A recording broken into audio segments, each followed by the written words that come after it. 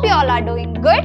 In this video, we'll be discussing more about CMA USA's exam structure. So, examination structure nu parayumba, we are going to be focusing on the marks and the duration of CMA USA examination. Coming to the marks of the examination, CMA USA each part, so we have part 1 and part 2, right?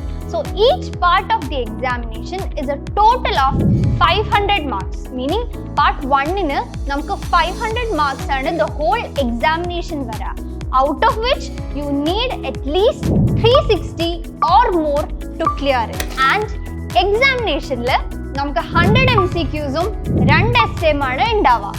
You have like 3 hours to write the 100 MCQs and 1 hour to write the essay.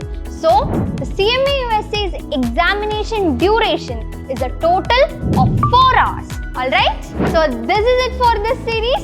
Stay tuned because more videos are coming up.